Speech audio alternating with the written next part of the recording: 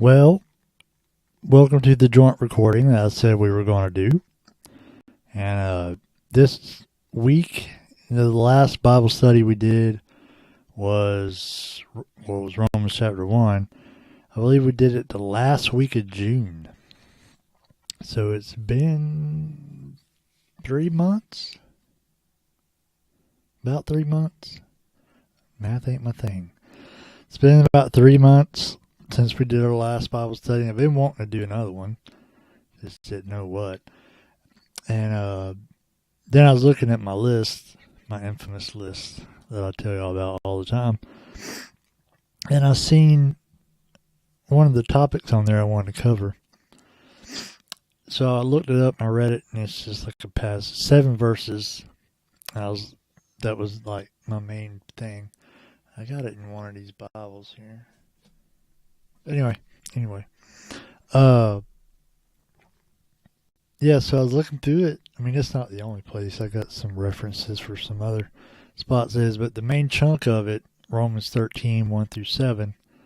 And I was like, reading through it, and I was like, I was writing stuff out. I was like, why don't I just make this into another Bible study? We'll go over it verse by verse. And I'll do it like I did the last one. And we'll just go over a verse. We'll break the verse down. And, we'll get into it. See what it is. So, the topic was the Christian and the government. How should the Christian act toward their government? Because here in America, not a big fan of the government. And, I mean, look at the history, how do we came to exist and everything. But what does the Bible say that the Christian role with the government is? So we're going to be Romans chapter 13, verse 1 through 7. See, not very long. But I don't know, what should I do? Should I read it one verse at a time or read it all at once and then go back? Well, we'll just read it all at once and then I'll go back. Start with verse 1 and we'll get into it. So chapter 13 in Romans, starting in verse number 1. Let every soul be subject unto the higher powers. For there is no power but of God. The powers that be are ordained of God. Whosoever therefore resisteth the power resisteth the ordinance of God, and they that resist shall receive to themselves damnation. For rulers are not a terror to good works, but to the evil. Wilt thou then not be afraid of the power? Do that which is good, and thou shalt have praise of the same. For he is the minister of God to thee for good, but if thou do that which is evil, be afraid, for he beareth not the sword in vain, for he is the minister of God, a revenger to execute wrath upon him that doeth evil. Wherefore ye must needs be subject, not only for wrath, but also for conscience sake. For this cause pay ye tribute also, for they are God's ministers, attending continually upon this very thing. Render therefore to all their dues, tribute to whom tribute is due, custom to whom custom, fear to whom fear, honor to whom honor. So that's verses 1 through 7. That's the ones we're going to go over. And so verse number 1. Let every soul be subject unto the higher powers, for there is no power but of God.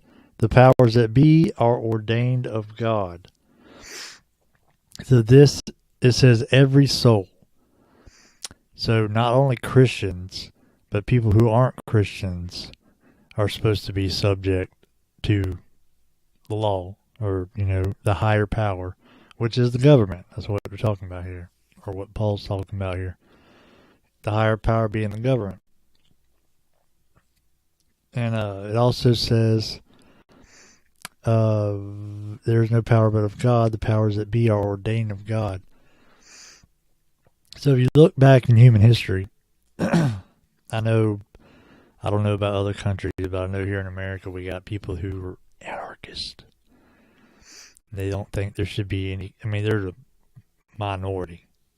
But they don't think there should be a government. They think people can take care of themselves and blah, blah, blah, this and that. But, and there's even some who are Christian anarchists who think Jesus was for anarchy, and I don't know. Can't fix stupid. But the higher powers, which is the government, ordained by God, it's there because God wants it there. It's there by God's design, by God's will. So you look in throughout history, wherever people have rebelled against their government or whatever, revolutions. I mean, we had one here, and just about every country's had a revolution. What do? They toppled the government that's there in place, and then they put another one in place. Nobody ever topples the government, gets rid of the government, and then goes, okay, well, that's good. That's fine. Nobody does that. Because it's human nature that we need somebody in charge. Somebody has to be in charge, you know? And we'll get into verse. Oh, we got some, what is the word I'm looking for? References. I thought I was going to have another. We'll use this little one right here. If I can find what I'm looking for. But Titus 3:1.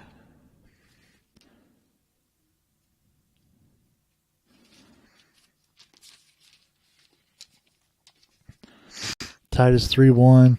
Put them in mind to be subject to principalities and powers, to obey magistrates, to be ready to every good work.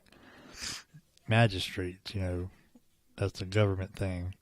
So Paul's telling Titus here to put them in mind to be subject and to principalities, powers, and obey magistrates, which is government, right? So he's telling Titus, teach your people to be obedient to whatever government they're under. And First Peter chapter 2.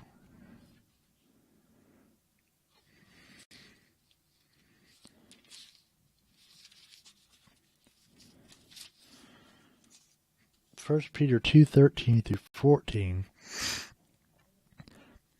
Submit yourselves to every ordinance of man.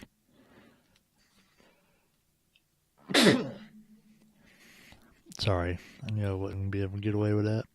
But submit yourselves to every ordinance of man for the Lord's sake, whether it be to the king as supreme, or unto governors as unto them that are sent by him for the punishment of evildoers, and for the praise of them that do well. Again, government.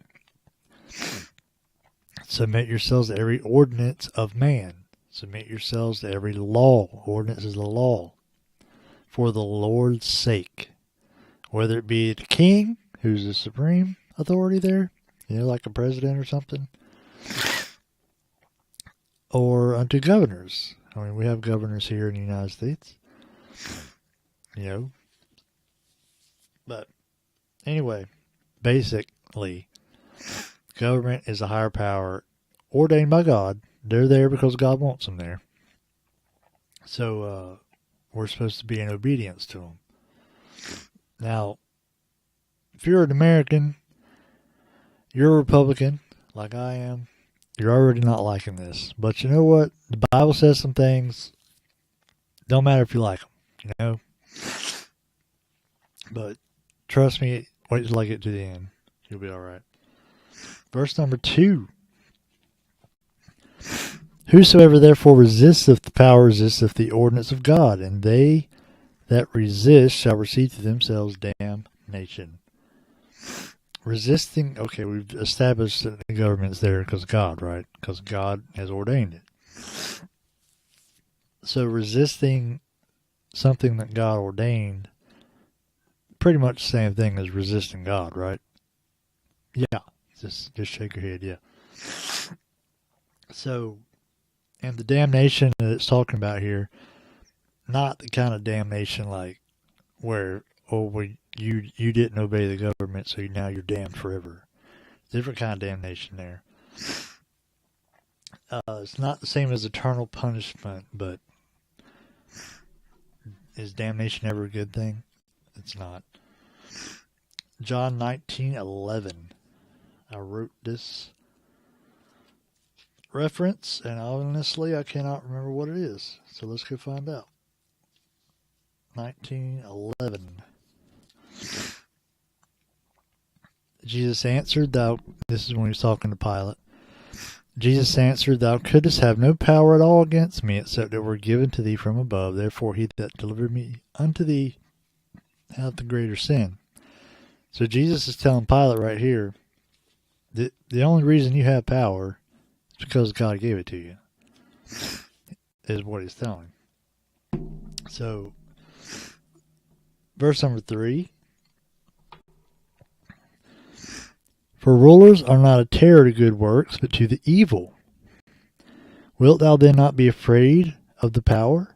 Do that which is good, and thou shalt have praise of the same. Not a terror to good works, but to the evil. Even though we might see corruption and disagree with what governments do, and there's some pretty terrible governments out there, they're there to protect us from evil. And some governments, like North Korea and Iran, stuff like that, they're pretty much run by evil people. You look at them, and you probably think, how can they protect the people from evil? Well, people are naturally wicked, right? Sometimes it gets into the government. And it got into theirs and took it over. Who's to say, though, as evil as them people are, that there's not something more evil? That God's got them that are like, we might go, oh, them are evil, really bad people. It's a helicopter. But God might be like, no, I know they're bad, but trust me, you don't want what could be there. I mean, I'm not saying that's the case. I'm just saying that's a possibility.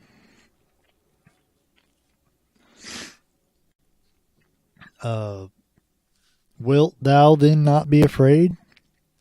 Basically, are you going to disregard something that God has ordained? If you're going to fear God, you should fear power that he's ordained. Do that which is good, which it says in verse 3? Verse 3. Says, do that which is good, and thou shalt have praise of the same. If you obey the law, you got no problem, right? And then that thing, well, I ain't got nothing to hide. If you ain't got nothing to hide, So if you're obeying the law, then you ain't really got nothing to worry about from the government.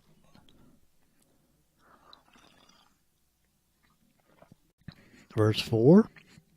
For he is the minister of God to thee for good. But if thou do that which is evil, be afraid, for he beareth not the sword in vain.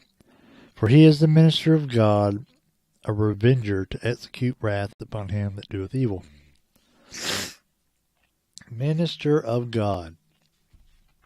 Once again, the point of government is to protect good and to punish evil. He's reiterating that point here.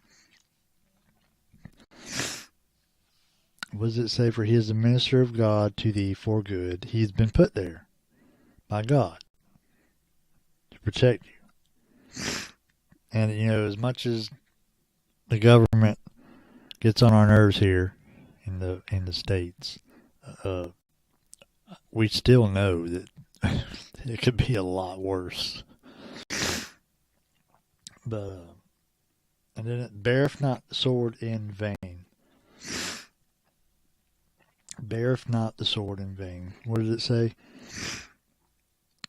For he beareth not the sword in vain, for he is the minister of God, a revenger to execute wrath upon him that doeth evil.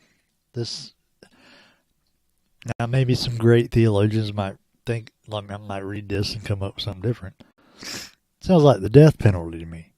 You know, when someone breaks the law, someone takes a life, and we get the death penalty, or they get the death penalty, and then we execute them because they took a life. And perhaps we don't want to take the chance of letting them back out into society. You know, they serve a little prison term, let them back out in society, and they do it again. Or maybe it's just sometimes no point. It says revenger, to execute wrath upon them that doeth evil. People say, oh, just give them life in prison, that's worse than death. I don't think so. And maybe it is, but I don't think so. You take a life, you should have your life taken, correct? I mean, especially somebody like you broke into somebody's house because you wanted to steal something, you ended up killing people. You deserve to have the wrath. You know, it says revenger, to execute wrath upon him that doeth evil. You did evil, and now, you know, you got to face the consequences of it. But the government's well within its God-given right to execute evildoers. Remember, they're in God-ordained power.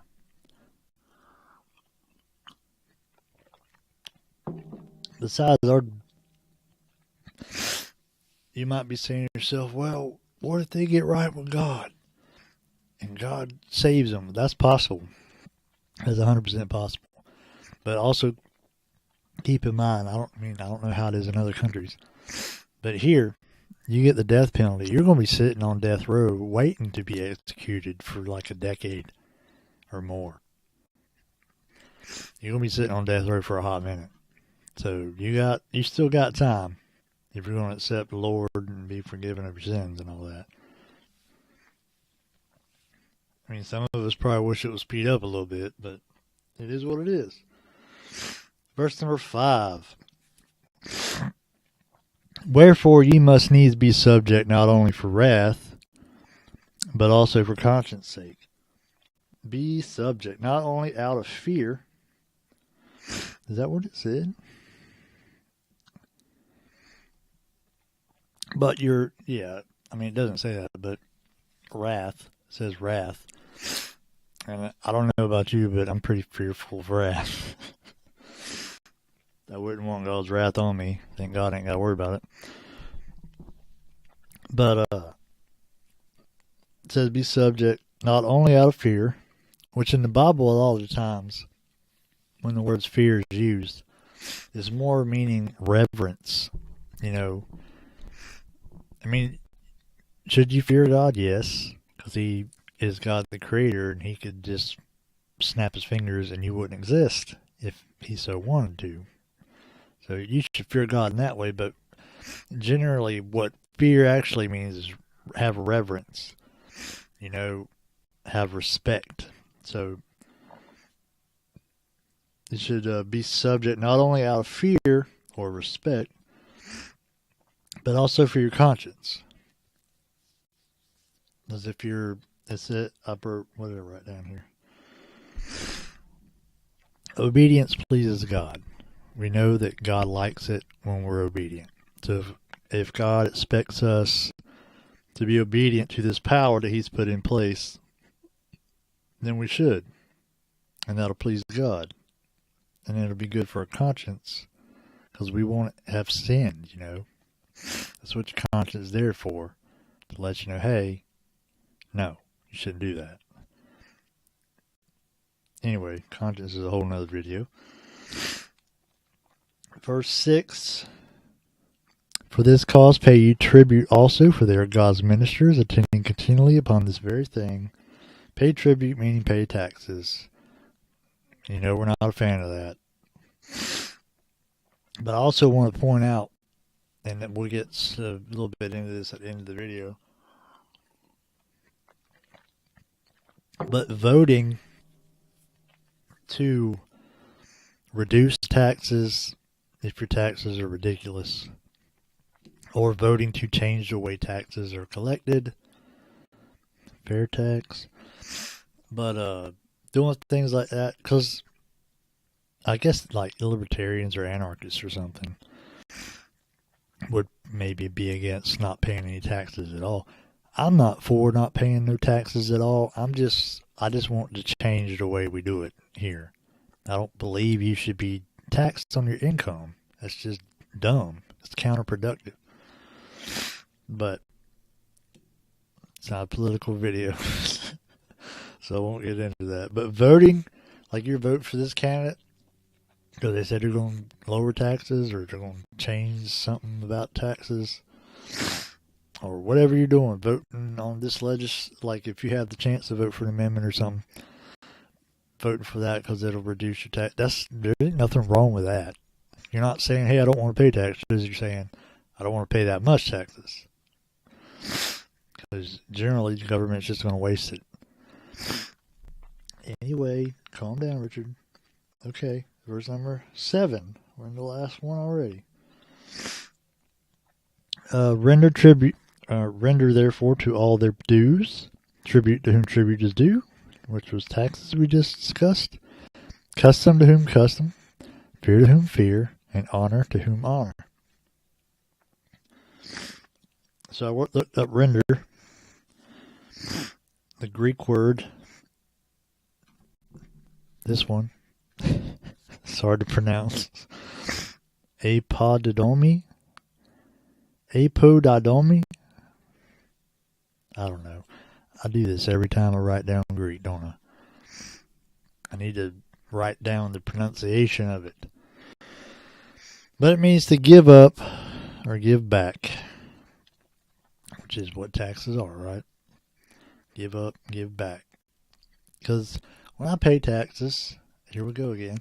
When I pay taxes, I want the military to get the equipment they need to do the job, and I want them to be paid and fed, and I want to take care of the veterans and anything else that the government's supposed to be doing, which is outlined in the Constitution.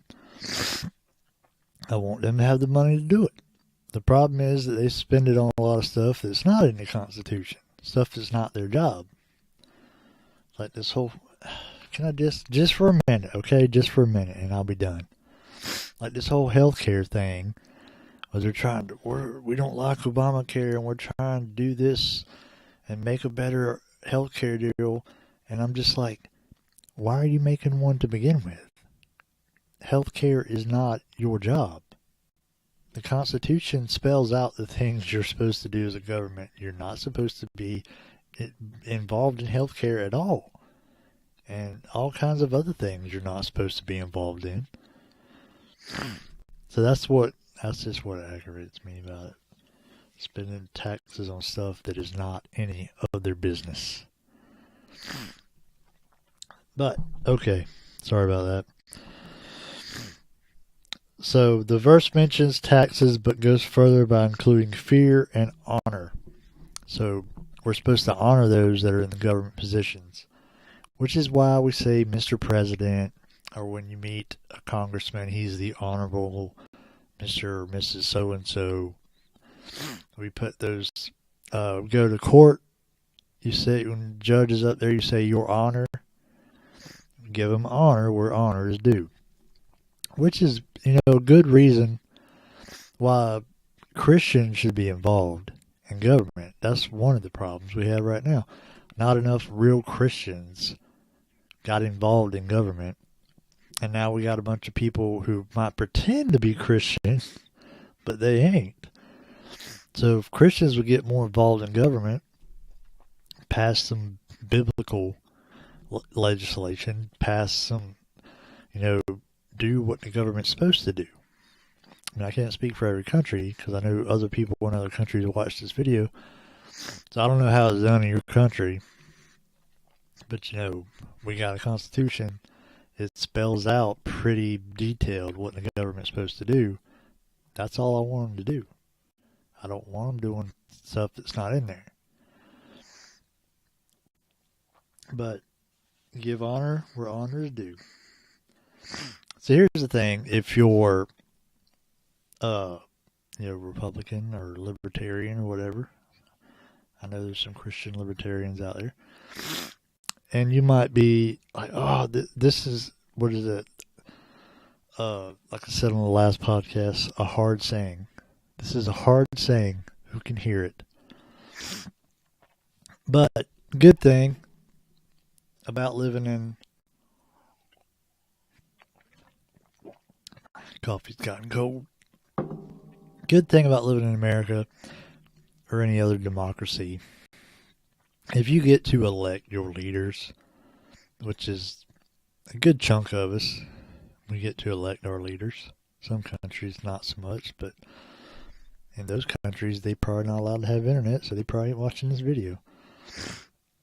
But if you get to elect your leaders, then you get to choose what kind of government you have. I know Canada does it kind of weird, but they still get to choose. But and that's the great thing about living in America or any other country that has democratic elections. Well, we must still obey God's command to be subject to the government. I do things every day that I don't want to do. Like, speed limits. Doing speed limits. And it aggravates me when other people don't do it. And other people just pass me like I'm standing still kind of thing. I might be going 45 miles an hour because the speed limit's 45 miles an hour. I don't feel like that's necessary for me to go 45 miles an hour, but that's what the law says. So that's what I do most of the time. But, so we still have to be subject to government. There's a lot of laws. I heard a story sometime that said something like the average American breaks like 6 laws that they don't even know about every day because we have so many. It's another thing that we need to cut back on. We have just silly, dumb laws. Government. It's a pain. Government is a pain, especially when it gets swollen, bloated, and out of control. But we're still supposed to be obedient to the government. And if you don't like it, and you live in a democratic society that has elections, if you don't like it, vote and change it. Do what you can. Because we got to obey. Like the Bible says, you got to obey the government. That doesn't mean we can't change it.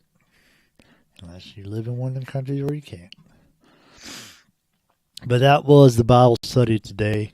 Probably not as good as the last one. Probably not. But, not too bad. Not too bad. So that was fun. As always, you've been a captivating audience. Or captivated? Something. I appreciate your attention. So don't forget, subscribe to the YouTube channel.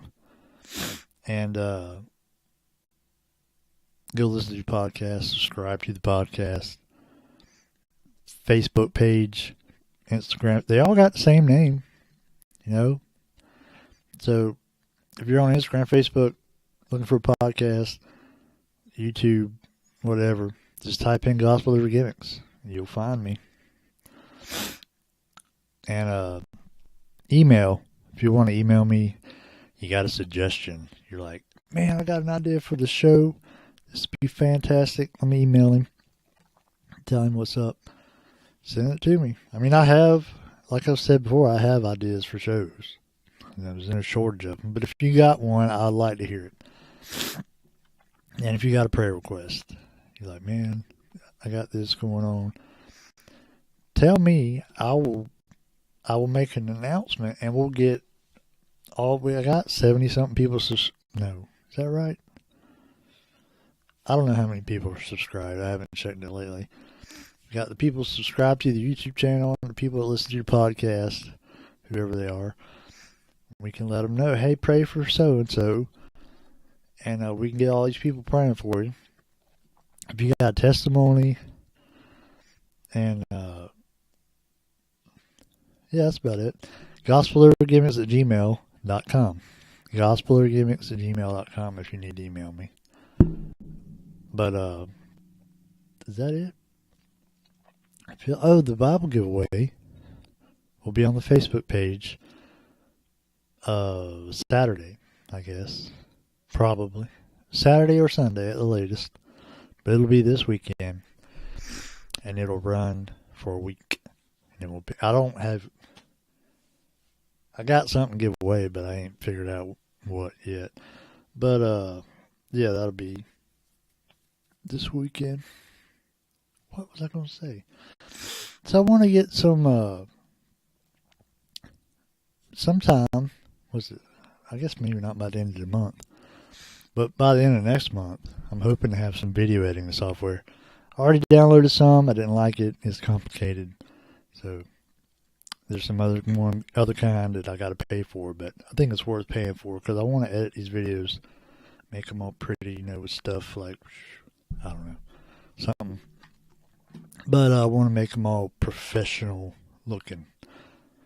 And because I can do that on the podcast. I can edit and make sounds and all that stuff on the podcast. I want to be able to do it on the video too. But I got to get the funds for it. But it's going to be awesome. So, till next time, take up your cross, carry on.